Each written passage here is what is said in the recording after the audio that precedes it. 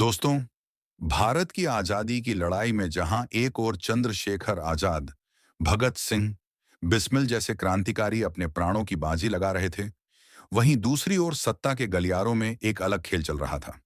सवाल उठता है, क्या चंद्रशेखर आजाद की मुखबिरी सिर्फ किसी छोटे साथी ने की थी, या इसके पीछे कोई बड़ा राजनीतिक चेहरा भी था? कई ऐतिहासिक दस्तावेजों, क्रांतिकारी लेखों और गुप्त रिपोर्टों में यह चर्चा मिलती है कि नेहरू और कांग्रेस नेतृत्व ब्रिटिश सरकार के दबाव में क्रांतिकारियों से दूरी बना रहे थे।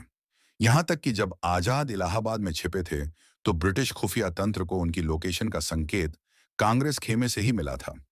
कहा जाता है, नेहरू ने आजाद के ठिकाने की जानकारी एक ब्रिटिश अफसर से चर्चा में साझा की थी, और कुछ ही दिनों बाद अल्फ्रेड पार्क में गोलियों की गूंज ने भारत का सबसे बड़ा क्रांतिकारी छीन लिया।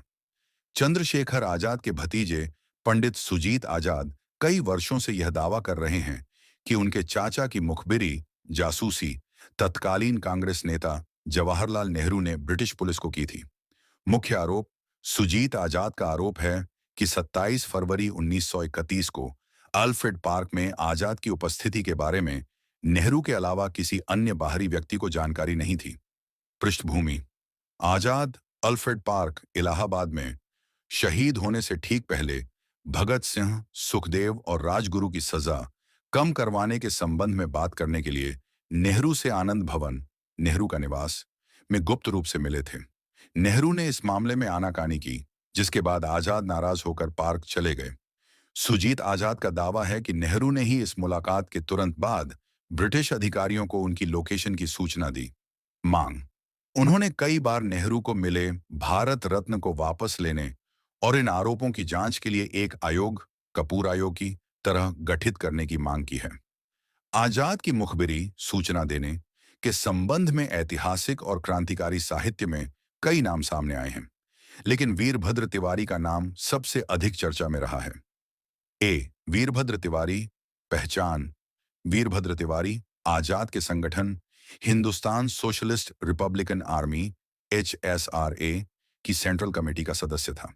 दावा: कई ऐतिहासिक साक्ष्यों और क्रांतिकारी रमेश चंद्र गुप्ता की आत्मकथा क्रांति कथा के अनुसार वीरभद्र तिवारी ने ही अल्फ्रेड पार्क में आजाद के होने की सूचना अंग्रेज पुलिस को दी थी। पुष्टि: IB खुफिया ब्यूरो के सेवानिवृत्त अधिकारी धर्मेंद्र गौड़ ने 1960 के दशक के CID रिकॉर्ड्स के आधार पर भी वीरभद्र तिवारी का नाम लिया है।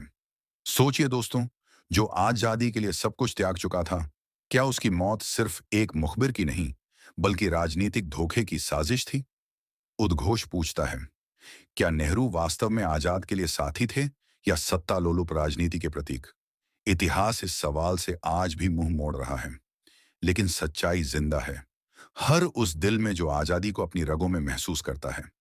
जय हिंद, भारत माता की जय।